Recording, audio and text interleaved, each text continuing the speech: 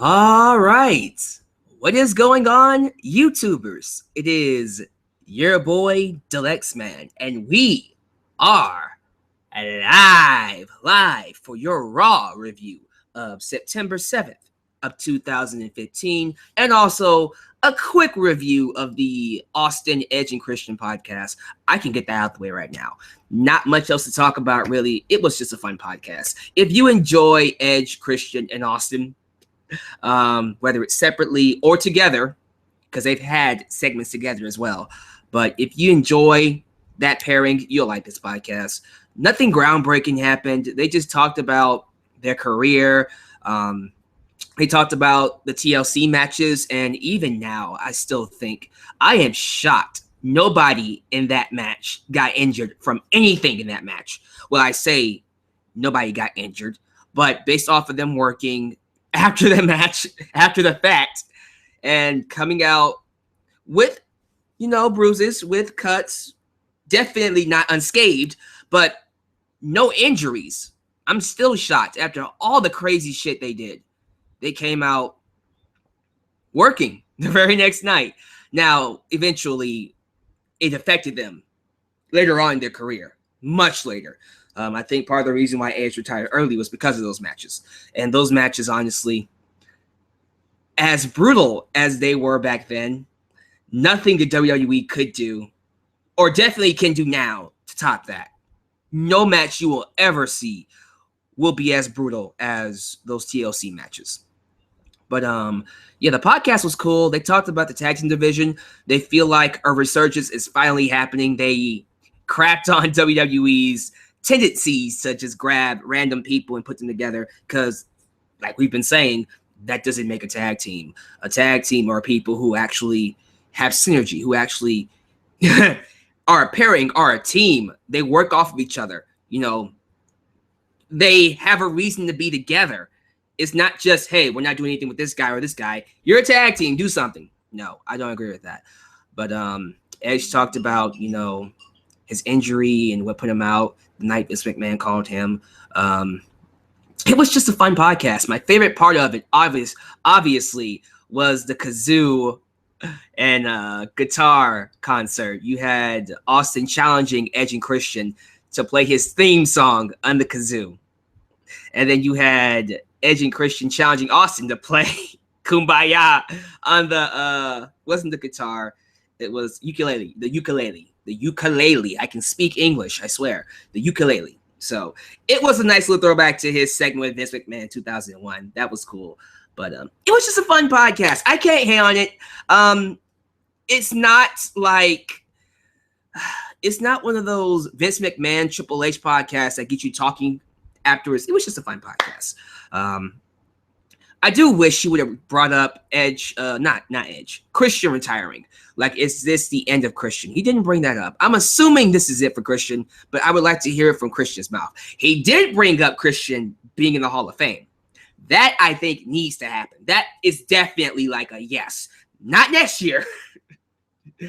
I think the Freebirds, the fabulous Freebirds, Demolition, and other teams that haven't been in there yet need to go in there before Christian does.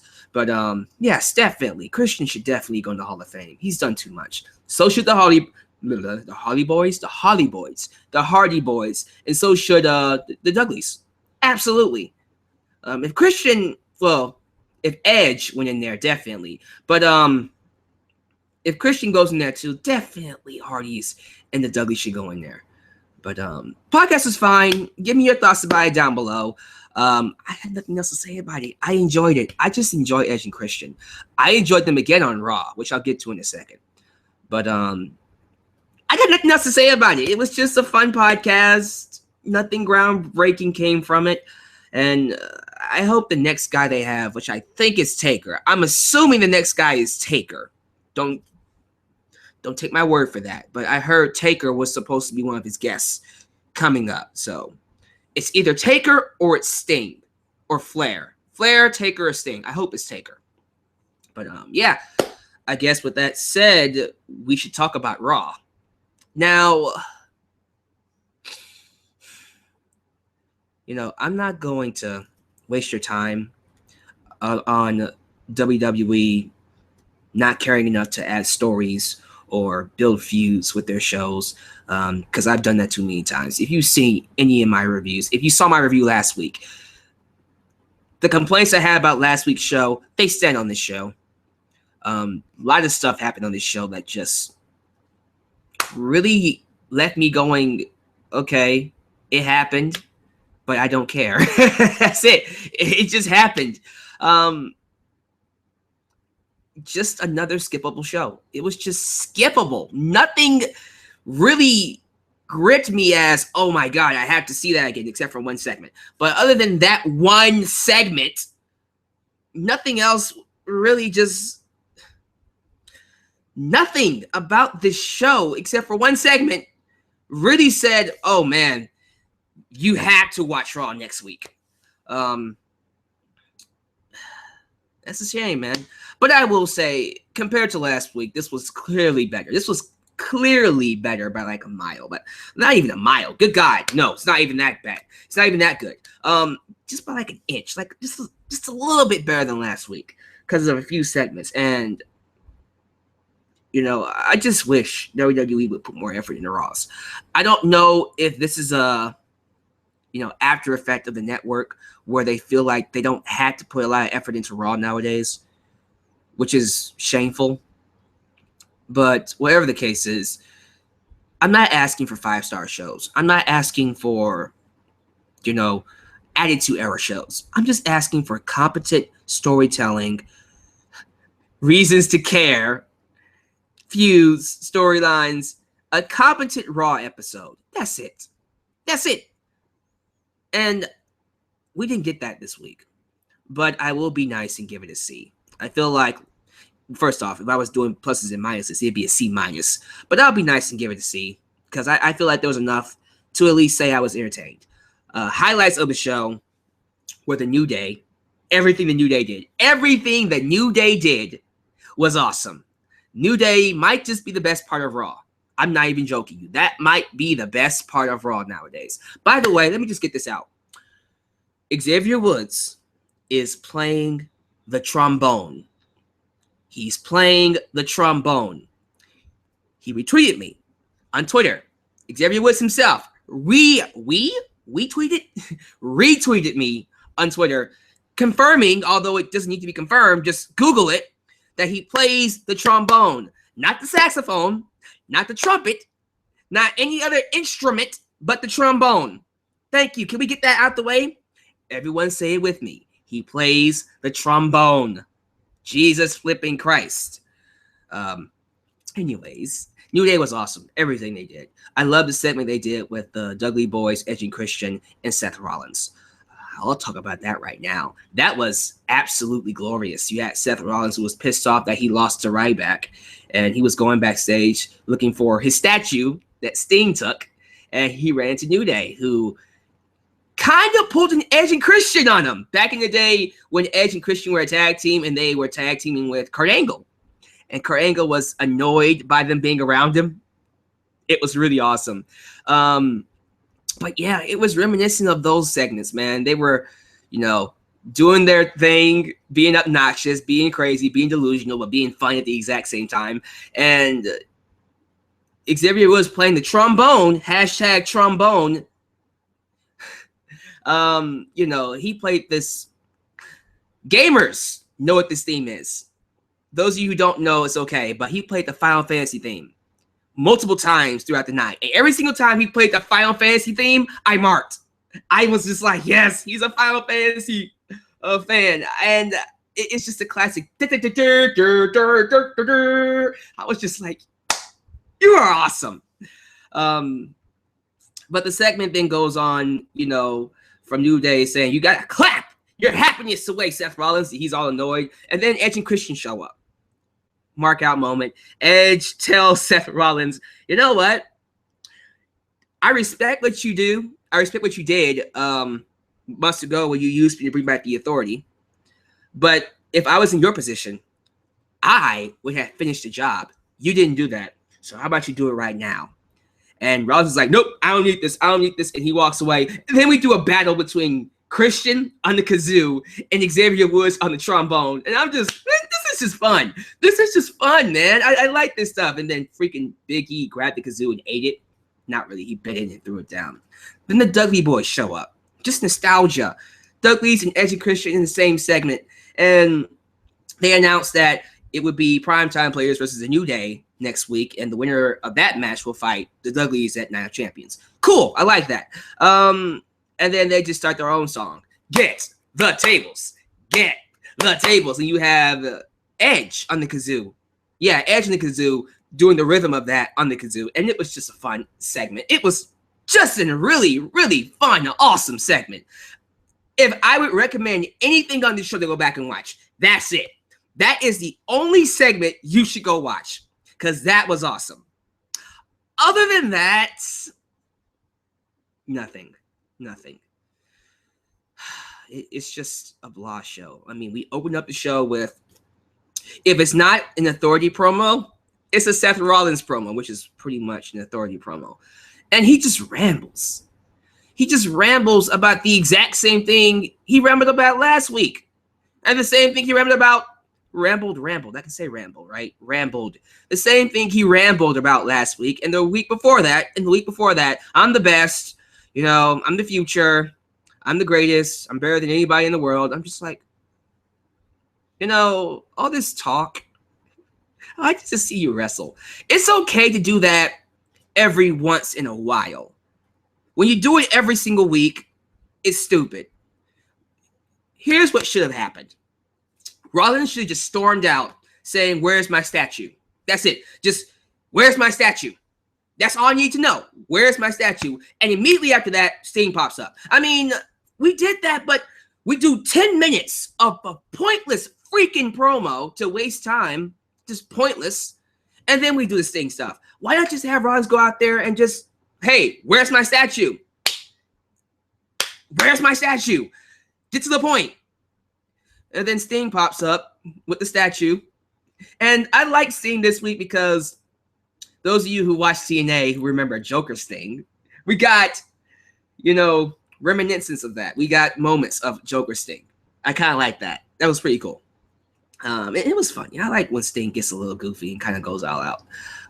It's different and it's fun. But yeah, man, the stuff with Sting and the statue was funny.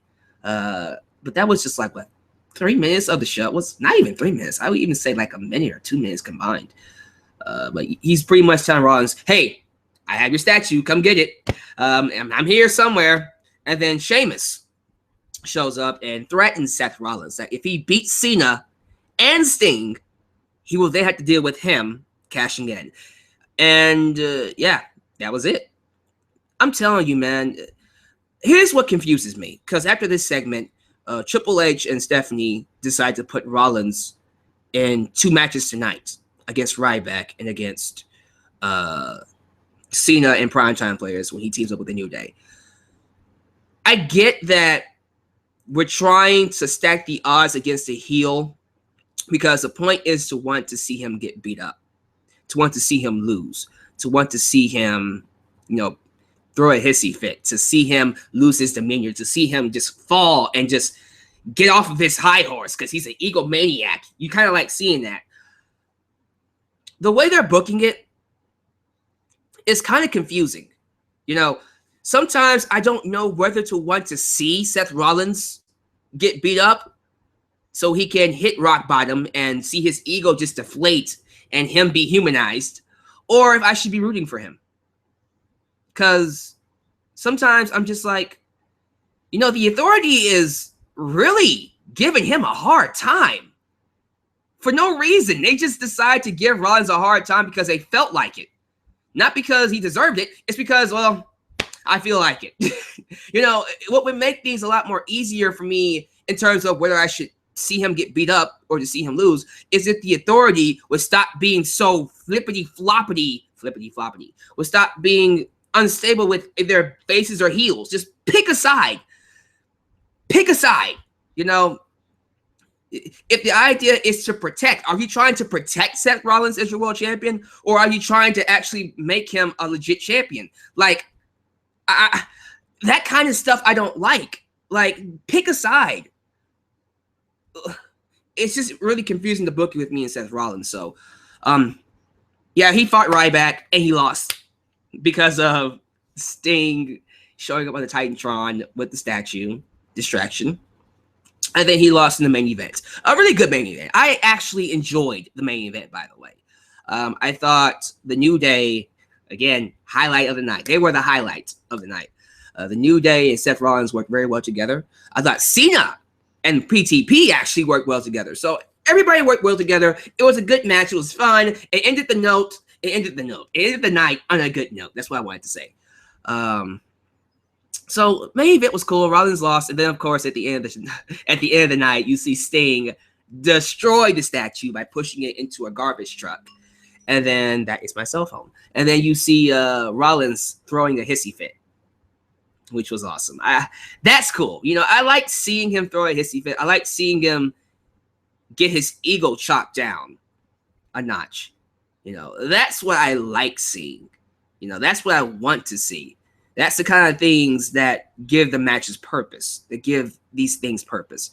You want to see the heel kind of hit rock bottom. You want to see that story of, oh, I'm an egomaniac, and I think I'm the best. And then you're reminded, okay, I'm not really the best. You know, that's cool. So I like that. It's just, you know, I just wish they would make this more consistent, especially with the Authority. Just like, okay, am I supposed to root for Seth Rollins, or am I supposed to want to see him get beat? Because right now, when it comes to Night of Champions, they have me halfway rooting for him. They do. It's like, I kind of want to see Seth Rollins beat everybody. I want to see him beat Cena, Sting, and Sheamus. I kind of want to see it because they're not doing a very good job of making me want to see him lose everything. Because, I mean, he got embarrassed tonight. So they didn't do... You know, it's just something with the stories, and I talked about this with Raw last week. They're not doing a good job of making these guys villains or faces. It's just stuff they throw on TV with no long-term consequence or booking towards their future. You know, so that's the thing with Rollins, you know. And then we go on to what else happened on the show? We got the Dudley Boys, of course. You got the Dudley Boys versus Los Matadores, which I thought was cool. I mean, I'm happy that the Los Matadores guys, what's their name? Epico and Primo. Epico and Primo beat up El Torito. Hopefully this means they drop the damn gimmick. Can we drop Los Matadores? Hashtag kill. Okay, don't say kill. Drop Los Matadores. Bring back Epico and Primo. I would love for them to bring back Carlito as like a manager or just a stable. There's your new stable. That's the other three-man stable next to the New Day. But Carlito and Primo and Epico, call them the Colognes. I like the Colognes. I think that would be a great tag team. And during this tag team resurgence, it'd be a nice thing to have. So, yeah, Dudley Boys beat them and then put one of them. I'm going to assume it was Diego. Probably was Fernando. I don't care. They're both two. They both do not stand out. So why even care about their names? It's Los Matadores. They put one of those guys to a table. It was nice. And then we did, what else did we do? I'm just going to go through the list. I have a list right here, guys. We did Sasha Banks versus Paige, which was a good match. I like how, my only complaint about it was the setup of it. Meaning there was no setup. There was no setup. Yes, there kind of was because they had a match last week, and this is a follow-up to that match. Because Paige couldn't beat Sasha Banks in a minute, and this is a follow-up to that match. So, okay, that's the setup. I wish they would have addressed it. Like, actually come out and say, or at least have Paige cut a promo or something along the lines. It's just, do a better job of setting up these matches so it would have more of a flair. Because this was a good match. Sasha and Paige went out there and had a really good match, actually. Got a "This is awesome" chant, trended all night long. So it was a good match. It really was. And, of course, Sasha Banks, being a boss, stole the victory from Paige because of BAD, Team Bad. So that was nice. That was really nice. Sasha looks strong. She is currently undefeated in terms of singles matches. So that's cool. I like that. So is Charlotte. if I'm not mistaken. Charlotte's undefeated, right? Unless she lost on SmackDown. I don't remember. She probably did lose on SmackDown. I don't even know. Sasha probably lost on SmackDown too. Someone let me know. Is Charlotte and Sasha undefeated, or is like, or are they both not? I don't know. Speaking of Charlotte, it has been announced through a promo tonight that Nikki Bella will in fact be defending the Divas Championship against Charlotte next week on Raw. I pray and hope this is just me, because this is how I think. If the WWE is serious about this being a Divas Revolution, on the season premiere, we're still doing that. Seriously, on the season premiere of Raw, do something different. Have the Divas close the show. Have Charlotte and Nikki Bella close the show for the Divas Championship. Give it 15 minutes. Let them go out there and have an excellent match. Because you have the heat. You have, the setup of it. You have, the whole idea of Nikki possibly being able to beat AJ Lee's record. And because it's at the end of the show, it puts more drama in there. So it's like, oh my God, it's like 2 hours, an hour away from beating the record. Because, man, that would be really awesome. You could really, really get a lot of drama off of that. So this is smart, man. I hope it closes the show. It should close the show. They would be stupid not to close this. Not to close this show with this match. If you open the show, that's what I think will happen. They'll open the show with this match. Why? That would be so stupid. People hate the fact that Nikki is Divas champion. Use that to build to a main event. Seriously. Tweet this to Vince, Stephanie, and Triple H. If they're serious about there being a Divas champion, well, yes, being a Divas champion, but about there being a Divas Revolution, this match should close the show. No arguments about it. That's the logical thing to do. But because it's the logical thing to do, they'll most likely not do that and have it open the fucking show because they're stupid. It would be even more stupid to have it be in the middle of the show, but I don't think they're that stupid. They're not. Charlotte versus Nikki needs to close the show. And they should have a match. Okay? And here's my thing. Whether Charlotte wins or not is really irrelevant at this point. I think most likely she will win. That's my prediction. Charlotte will beat Nikki Bella, which is cool. I think that's cool. But in my personal opinion, she could not win, and it will be fine. You can have. I was thinking if I was booking it, you don't want me to book in this match. If I was booking it, I would do something nobody else would be expecting, which is have Paige turn on her, have Paige turn on Charlotte, get the heat for being the one to help Nikki get that record, and then in the future drop the belt to Paige because she has the heat of being the most hated diva on the roster, and I can turn her into the anti-diva. And the whole thing is I'm jealous of you, getting the spot that I deserve. Fans respect you more because you're the daughter of Ric Flair, where I busted my ass to make who I am. But that wouldn't make any sense because Paige comes from a family as well, a royalty family. But that's what I would do. I would have Paige screw Charlotte. Be glad. Be happy I'm not booking this match. Be happy. But most likely I think Charlotte will beat Nikki. Regardless of who wins, the match should still close the show. That's the best thing to do. Do you agree? If you agree, let me know down below. Because I think you will. And I think some of you do agree. The rest of the matches are just pointless. We had Roman Reigns and Dean Ambrose versus the Ascension. And they beat the Ascension. Nobody cares. They had the balls, and I really mean this. They had the balls to do Sheamus and Randy Orton again for the 6th time. These guys have fought each other 6 times in a month, in a month's time, since January. Oh my God.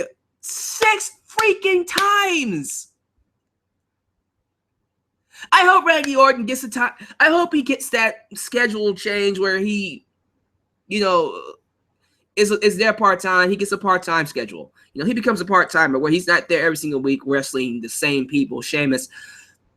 Because, dear God, I think it would be better for everybody. He wants it. We want it. Do something else. Because I am sick of seeing Orton fight Sheamus. They clearly don't know what to do with Orton. They don't know what to do with Orton anymore. They have lost direction and purpose with Randy Orton. So he should just take the time off. Just have a part-time schedule. I'd be fine with it. But I don't even want to talk about the match. I think Randy Orton won. He did win, and then freaking Braun Strowman came out and beat him up because they thought that Orton was the other guy to help Ambrose and Reigns, and anybody that helps Ambrose and Reigns will get beat up. I hope this means he'll be written off TV, and not that he'll be the other guy. Because if it's Orton, Ambrose, and Reigns versus the Wyatt family, that would be so fucking stupid. That would be a terrible match, and I have to go watch that. At the exact same time, I hear rumors that it'll be Baron Corbin, which honestly doesn't work either. I can't win. But we'll see what happens with that. And then we did the whole Summer Rae and Rusev segment. I'll admit, the storyline has gone off the rails. It's just a drama at this point. It is just crazy. I won't say it's a good storyline, but I will say at least there is a storyline. I am so depraved of storylines, guys, when it comes to Raw. I'll take anything. This storyline is something. It's not really like the worst thing in the world. It's just lame. It's just a lame storyline. Apparently, Lana got an injury. She got a wrist injury and couldn't make it tonight. She should be back probably next week, but she won't be wrestling at Night of Champions. The plan was to do Lana versus Summer Rae, but she got hurt, so they're now going to do Ziggler versus Rusev because that's exactly what we want to fucking see. Oh my God. It's just because they did the match at SummerSlam. They did it last week and they did it before then. And now it's like, how can you build to this match when you've done it already so many times? It's not going to be special, but hopefully they just go out there and have a match. Don't give us any craziness, but they will. You know they will. But the segment itself, you have Summer Rae go out there and she's apologizing to Rusev because, you know, me and Ziggler had been on and off for the last year or so, and we were messing around, and he seduced me, and I couldn't resist myself because he's so sexy. We accept my apology, Rusev. He's like, I will accept your apology, and I agree that Ziggler is deceptive and seducing because he's an American, and Lana is falling for his tricks too, but she's a slut, and blah, blah, blah, blah. And then Ziggler runs out there all pissed off because of this whole drama. You know, he's defending himself. Summer Rae, you're lying. I never touched you. You're just trying to make me look bad and get Lana to break up with me. Super kicks Rusev, and there you go. I was having a discussion on Twitter. Was it with Solid Monster? No, it wasn't with Solid Monster. It was someone else. And they brought the idea of them doing a double turn with Ziggler and Summer Rae actually becoming a couple and Ziggler going heel. And then Rusev and Lana getting back together and Rusev going face. I don't think that would work. Let me tell you why. First off, Ziggler seducing Summer Rae is not a reason to turn him heel. As a matter of fact, he just comes off like a freaking pimp. And quite frankly, if you do this turn where Ziggler is turning heel on Lana, Ziggler didn't go after Lana. Lana went after Ziggler. So it wouldn't make any sense. Ziggler, you know, you can play up the whole idea that he's deceptive and he's using Lana to please himself, but at the exact same time, wasn't Lana using Ziggler? I mean, Lana initially was using Ziggler to get back at Rusev, and then it changed up. So the heel turn wouldn't make any sense. At the exact same time, this storyline kind of doesn't make any sense anyway, so why not go with it? It would just complicate things. Quite frankly, I just say we don't need any more complications. Just have Ziggler and Lana be together and have them be a couple and let this whole Rusev and Lana thing just die. Have Rusev have him just go by himself and just have Summer Rae. I think Summer Rae's fine with him. I said on Twitter, and Kyle enjoys wrestling, might disagree with this, but I said on Twitter that I think Summer Rae is actually a good valet, a good heel valet. I think she has good microphone skills. I think the stuff she's talking about is terrible, but I think her as a performer actually has good delivery on the microphone. She can actually talk, and with the right material, she can be a really good valet, a good heel valet. I think she I won't say she's a better valet for Rusev than Lana is, not yet, but I think she can be good for Rusev in the long run. That's just my opinion. So, yeah, we're going to get Rusev and Ziggler again at SummerSlam, Night of Champions. We got it at SummerSlam. We're going to get it again at Night of Champions. But the other thing was Cesaro versus The Miz. Do you guys care? Because I don't. They are setting up a feud between Miz and Big Show. And they used Cesaro as a plot device to set that up. So, yeah, Cesaro is once again back to not being pushed, not having a direction. I don't know. I don't know why. I don't know why. I don't. I get it. Kevin Owens is fighting Ryback, and I'll get to that in a second. But you know, Cesaro is one of the highest, if not the highest babyface you have, and he has no direction. What the fuck's wrong with you? What's wrong with you? Give him something to do, please. But apparently, Miz and Big Show are going to have a feud now. Good God Almighty, help us all. Do not do that. Do not do that match in Night of Champions. I will be pissed off if they dare to give me Miz and Big Show, because they are fucking stupid if they do that match. I'll end it with this, because apparently they're going to do a Kevin Owens versus Ryback feud, which I think could be good for both parties. I think Ryback has been needing an opponent like Kevin Owens. I think Kevin Owens has been needing a direction. So if he's going after the IC Championship, awesome. Now, on paper, the best choice clearly would be to give it to Kevin Owens. And I think they should. I think the Night of Champions, Ryback should just drop the title to Kevin Owens. Because quite frankly, you know, Ryback, I'm not saying he's a bad champion. They don't know what to do with him. They don't know what to do with Ryback. That's the problem. They have no direction and no idea how to book Ryback. So quite frankly, I think despite him being, or possibly personally having the potential to be a good IC champion, and doing his best with it, they don't know what the hell they're doing with him. So drop the title of Kevin Owens. They might not do it at Night of Champions. They should. That's my prediction. They should do it at Night of Champions. But they'll do it eventually. Owens needs to get that belt. He's too hot. He's too awesome. He does everything the right way. He is an old school kind of wrestler that we don't get. And I think he could be the right guy to bring prestige back to that championship. And if you want, that could be Bryan's next match. You can bring Daniel Bryan back to fight Kevin Owens for the... Excuse me? Daniel Bryan versus Kevin Owens for the IC championship. Who would not want to see that fucking match? That could main event pay-per-view. I'm not joking. Or, you know, just have Owens fight other people. Cesaro. There you go. And he can even fight freaking Sami Zayn. That can be your IC title match for WrestleMania. Have Owens hold that belt all the way to WrestleMania and drop it to Sami Zayn. Are you kidding me? The best option for everyone, and the company included, is Kevin Owens to win. No offense to Ryback, but they don't know what to do with him. In long term, I don't think he should hold it anyways.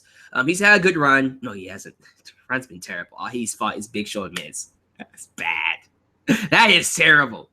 But yeah, at least he has a good feud to end it with. So I think this will be a good feud. I think these two are going to tear it up. But other than that, guys, again, I'm going to give it a C minus. If I did minus and pluses. If I did minus and plus, I would give it a C minus. But I'm just going to give it a C because C minus is a C. There was enough in the show to keep me entertained. New Day saved this. If New Day was not on the show, it would definitely be a D. Definitely. I just wish, man. I just wish personally that WWE would just try more. Just give your shows more effort. Please. I know it's 3 hours. I know you have to write for Raw and SmackDown. That doesn't matter. You have 26 writers. 26 fucking writers. You can write good shows. You can write better shows than this. I just bit my tongue. Ow. You can write better shows than this. So, C minus. I can read a few comments. Let me see what you guys have to say about this, because I am curious to know your thoughts about Raw. So, I haven't even pulled up the page yet, but yeah. I mean, I'm pretty sure there's not much else to say about it other than what I said. So, pulling up the page here. I really did bite my tongue. It hurt. That really did hurt. Okay, let me see. The Boss had a match, so it wasn't an All for Raw. Sasha Banks did have a match, and she was awesome.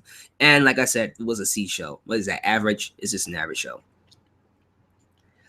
If Charlotte wins the title next week at Night of Champions, it needs to be Charlotte versus Sasha Banks. I think they'll save that match. I honestly think right now, if they do a different match besides Nikki and Charlotte, which will probably be a rematch of Night of Champions, it'll most likely be Paige versus Charlotte. Or a triple threat, Sasha versus Charlotte versus Paige. Nikki, excuse me. That would be an awesome match too. But I don't know about you, but I thought it would have been cooler for Sting to just paint the statue's face, the Sting face that he has, his paint Sting. He gave it a mask, but I see what you mean. Now, when you see yourself, you remember I'll always be there to stop you. Not bad. You could have done that, but I like what they did too. I kind of saw them destroying the statue, and that was fine. I like him throwing his event. At WrestleMania, instead of the U.S. title, they can do Owens versus Sami Zayn for the IC Championship. Yeah, I just said that. I think that would be a really good match to do. Sneeze. Oh, okay. Sorry. Alyx, man, you're a funny dude. I try. Not really. I guess I'm just naturally funny. How about having Cesaro versus Reigns? Excuse me. No, I read that wrong. How about having Cesaro versus Reigns would be a good match. Having Cesaro as Reigns and Ambrose's partner. Ooh. Okay. We can do that. If they're not doing anything with them, sure. I didn't like the crowd tonight. They chanted boring at everything. Well, tonight was kind of boring. Other than the segments I thought were good, that they thought were good, nothing else really stood out. So, yeah. I agree. I think the Divas should close the show next week. Thank you. Let me see. Randy Orton versus Sheamus is best for business. Kill yourself. Don't really. But that was stupid. I know you're joking, but just, oh my God, I hate that match. Pure Gold. The New Day segment with Seth Rollins, Edge, and Christian and the Dudleys was awesome. They were entertaining in the main event, and they were clearly the best of Raw. Best part of Raw. I agree. Let me see here. One more. I'm gonna get out of here because there's nothing else. Lana and Summer Rae has more of a story than the Divas Revolution. Isn't that sad? We crap on Lana and Summer Rae's storyline, and we should because it is kind of bad. At least they have a storyline. The Divas Revolution doesn't have a storyline.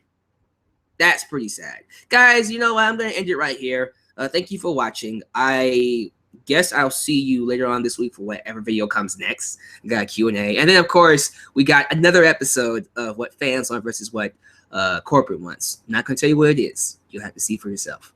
But with that said, this is your boy, Alyx Man, signing off. Like me on Facebook. Subscribe and like me here on YouTube. And, of course, donate to my Patreon. And if you like to improve the viewing experience here on YouTube for your boy, Alyx Man. Signing out. Catch you guys later. Peace.